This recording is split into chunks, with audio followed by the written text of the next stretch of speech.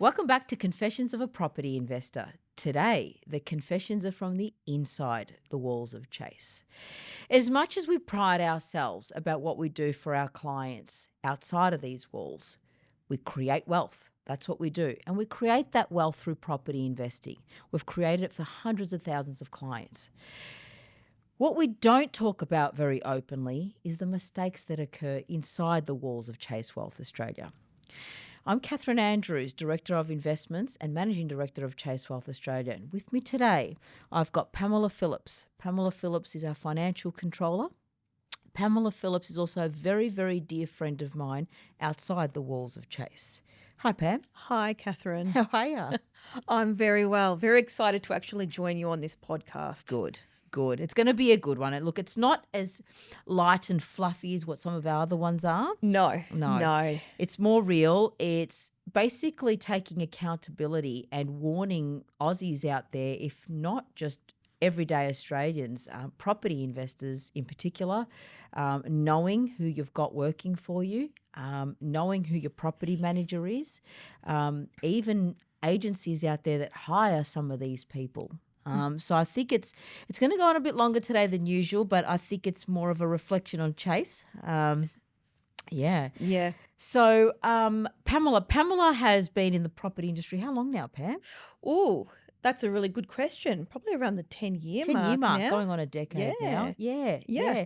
And Pamela's background is essentially compliance and auditing. Correct. Yeah. Correct. Right. Yeah, very compliance-based, auditing-based role in the past. I know it is a little bit different here with Chase Wealth Australia, but I do have that background, and that certainly helps when you want to nut out and uncover things within an organisation. Yes, and that brings us to our topic today. So to be blunt, like we always are at Chase Wealth Australia, we have a confession, and that is that Chase Wealth Australia probably made one of the biggest mistakes in the industry with some of the recruitment that's taken place in this firm.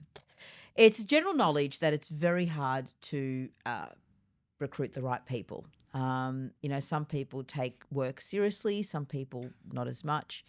But when it comes to working with people and their futures, I take that damn seriously. Absolutely. Right. And we try to hire like-minded individuals that will essentially take what we do and work with that same energy, that same, pride, that same loyalty, that same honesty, those same principles that we pride ourselves on. So I'm going to take you back to a pretty dark story, and I truly hope that for anyone out there that is an investor or is an employer, really looks long and hard at something like this, because I was under my nose for a long time and I just kept missing it. And I'll take you back, I believe it's 2022, from what was that, 2022 Yes. It was. There was we'll call him a gentleman now. Mm-hmm. And essentially I'd known this gentleman for upwards of about 10 years through my personal world. He was close with a very good friend of mine. He married a very good friend of mine, and I knew him on a personal basis per se. We're going to call him, his alias today will be Giuseppe. Yes. All right. And essentially what he did was he worked for a real estate firm in an affluent suburb in Melbourne, semi-affluent. And I believe he started there from a young lad, and he worked his way through to a senior property manager, seemed great at what he did. His wife and I were good friends. I obviously knew the wife before him. And as you know, she basically told me how great he is at his job, and it was all sunshine and lollipops, what I'd hear about him. And then it turned out that their marriage didn't work out for whatever it may be. So I obtained her permission to potentially approach him for a role in Chase Wealth Australia. And what that role encompassed was essentially it was a business development role. And it was entrusting him with a significant amount of staff and gave him almost a 2IC role within the Melbourne office of running new business as well as the property management arm of the business. Yes. Yeah. Right. He was given a golden opportunity through the company to basically run a whole division. You know, we got him licensed. Yeah. We Estate did a agent's lot. license, that yes. is. Yeah, Correct. yeah. Correct. Yeah. So we did, and we brought him on, you know, it was very hard to tell in the beginning because he showed some good signs. He showed some good, you know, he tried. It seemed like he was trying. There was a sort of semi-okay performance.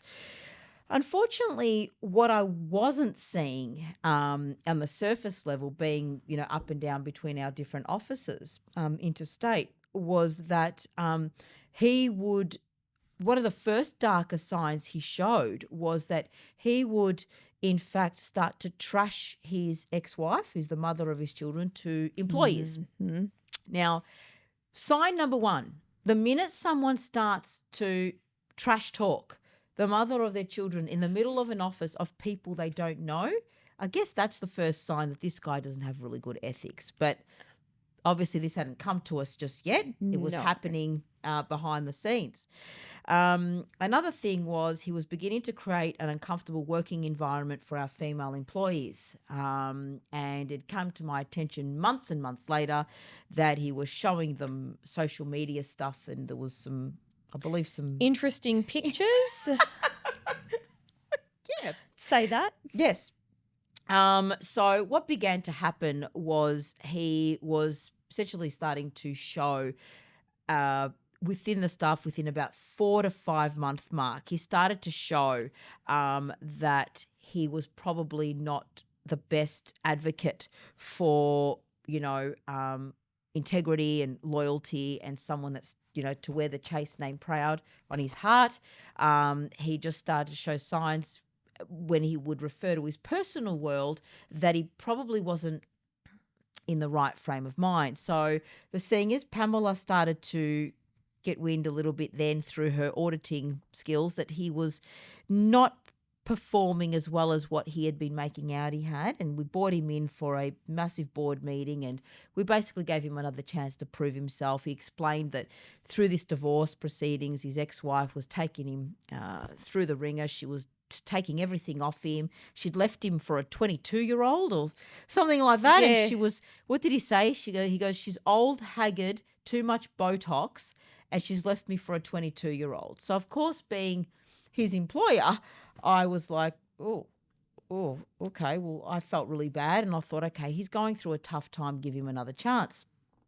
Well, this is where the organisation made a mistake, and this is where we really should have stepped in as executives and put a stop to it. He then began to use funds, like the organisation was funding him, to essentially use this platform to increase his own personal welfare, wasn't he? Yeah. Essentially, he was. Yeah. He was growing contacts. So what he would do is he allegedly had taken contacts from his old company and he'd offered them to us. He said, I've got a whole database. If you guys want it, you can have it. We said no. He then continued to, we noticed that the atmosphere within head office became a revolving door. And I've never seen so many unhappy staff members ever for as long as the operations of Chase Wealth Australia. Yeah. It was, well, how bad was it, Pam? Oh, look, it was a very poisonous environment at one point in time. Everybody was down. There was a lot of negativity around. The office felt very uncomfortable. The vibe was totally different to the vibe that we had created, which was a nice, clean, beautiful energy. That was all gone. It was wiped. It was wiped. And we would come down to Melbourne and we'd find that the staff started to wanting to work from home. And we're thinking, well, come on, this COVID's over. Why? And none of them had the courage to come to me as their employer or go to Chris, or Pamela even, and say, he is making it toxic in here. So they kept it in, thinking that because I initially had a personal friendship with him, they thought that if they told me that I would fire them. So that wasn't good. And again, being the MD of the company, I was running with many other things at that point. But we did ask Pamela at that point to hone in on him, and did she ever. Pamela, please tell our listeners some of the toxic stuff he did to staff, which then resulted in them projecting that onto our clients. Yeah, look, obviously the uncomfortable environment that he created within that, the office Yep. out there was first and foremost. I do believe that, the photographs that were shown, all the stories that he would share from his previous workplace made people feel very uncomfortable. People stopped performing, basically, Yes. is what we found. And, the customer service just sort of wasn't there anymore. No. So, clients would call and, they would call our admin team or get through, Yes. and they would just feel that Chase potentially there was something up with the Melbourne office. Something was missing. And clients, then it actually escalated its way to me, and clients were saying, Kath, this and this has happened, or this and this has happened. And I was in denial. I couldn't put my finger on it. It was almost like my ego would be tarnished if I admitted that it was Giuseppe. Exactly. Because I hired him on such, and sacrificed the friendship potentially, because his ex-wife got in a frenzy that I'd hired him, even though she gave me the okay, that our friendship diminished after that, which was devastating for me. And he would he was dragging her name through the mud, but he would really, I didn't want to believe that it was him that was causing it. Yeah. And this is where Chase made a mistake. The CEO, who is my father, actually sat me down and said, he's got to go. He is the poison in here. And I'm like, no, I don't see any proof. Where's the proof? Well, Pamela? Well, look, another thing that does spring to mind there is the aggression that sort of came out from this individual after a while. And what we did uncover afterwards is it was due to supplements. So that was another contributing factor that was, causing a turmoil and a chaos within our environment. It just really affected everybody's performance. Yeah, it did. So Chase, then the client, who suffered, not only Chase, but the clients of Chase suffered for a good 8 months. There was, deadlines that were missed with things. The team just weren't performing in Melbourne. And by February 2023, myself and the CEO basically pulled this individual, Giuseppe, in and put him on serious notice and started monitoring each and every task he did. And then we had the biggest discovery ever. And this is it.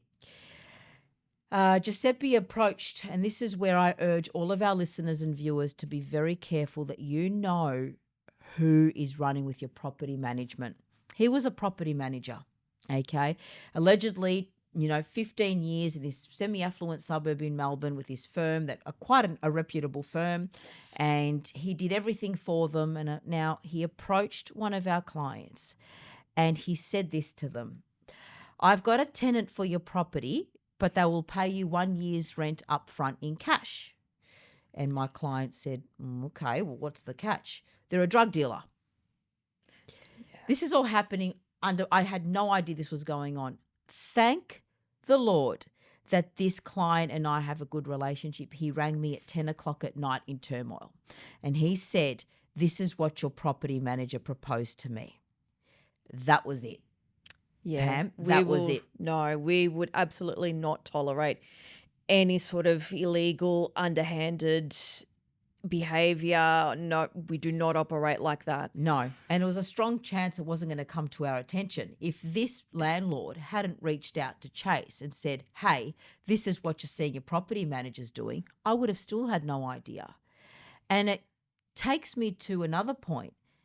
Who knows how many people he's done that to in the past?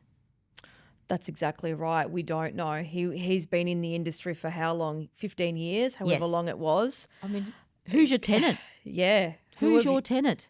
That's right. Who have you got looking after your property? Who is he placing? Yes. Is he favourite? Is he getting, favours on the side? Don't know. Don't know. And Chase now also, got him licensed. And that's something that I deeply regret. So opening up our hearts and our home, which is Chase Wealth Australia, to this self-promoted individual caused a cancer within the premises and the edifice at the Melbourne office. We then, myself and the CEO started now to manage him out. It got to the point by June 2023 where we were so statistically driven, and Pamela was just providing us all these statistics and facts and budgets and everything, and that was amazing, Pam, of his performance, and that gave us the ammunition to be able to performance manage him out. And we did. And I loved that day where he walked in and said, "I'm leaving." And it was music to my ears. I just thought, get the hell out of here. You're done. And that was the end of Giuseppe.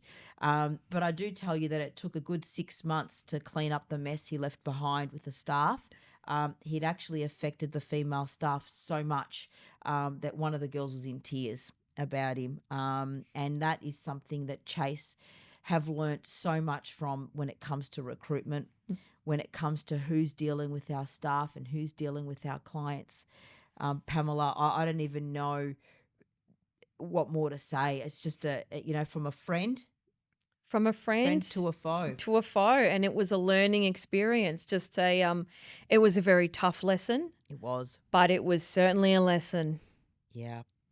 And, it's funny because someone is your friend allegedly, really he wasn't. I was friends with his wife, like I said, but because someone claims to be your friend doesn't mean they've got your best interests. The same goes with who you bring within your organisation. This is a business, and it's Chase Wealth Australia's prime objective is to allow Australians to see another stream of income through property investing. That's got hoops that we have to jump through. That's got cogs that need to turn. If one of those cogs is poisonous or weak or not oiled properly, the whole machine can fall over. This is something that we can never undo, but we can definitely learn from. You're right. It was an expensive lesson. Yes, it was. It was an expensive lesson. But at the end of the day, I'm sure that he will never be able to have another opportunity like this. My fear is that he's working for another real estate firm that he could hurt people with. So, if you get people self-promoting themselves that they've done all this work and they've brought in 800 properties for their previous, BDM role, and they've done this and they've done that, it's 9 times out of 10 they're bullshitting. They are. 6 months later, the proof is in the pudding. There's no results there. Well, how many properties did he bring in? 3. There was 3. However, they were known to him in the past. That's right. Those 3 landlords. And then there was our 3 clients that he targeted after we told him not to. So That's right. And that was 6 months worth of work. Yep. Okay. Yeah, that's it. So look, at the end of the day, and I guess the lesson is here with the confession, is that we make mistakes too. And it's very easy because we are good people, and that doesn't excuse error, but sometimes it's hard to see past the heart. It does. And because I do say to all my clients, stop thinking with emotion, think numbers. Well, this is a lesson I had to learn. I'm no longer going to hire people because they've promoted themselves. They're going to be hired at Chase Wealth Australia because they've proven themselves. So hand on heart now, our recruitment process is absolutely, it is, what's the right word, Pam? On point. On point. Some people will call it, it's turmoil. It's turmoil getting through our gates at the moment. But the staff we've got now, we've recruited new people. We've removed the toxic people are out of Chase, and now we've got a great team, a team that share the same morals that we do, that allows our team to, get your portfolio running the way it should. Oh, yeah. Yeah. All right. Flourish the way it should. That's right. All right. Thanks, guys. Thank you, Pamela, for joining Thank you, us. Catherine. Appreciate it. Pleasure. And we look forward to seeing you on our next episode. Take care. See ya.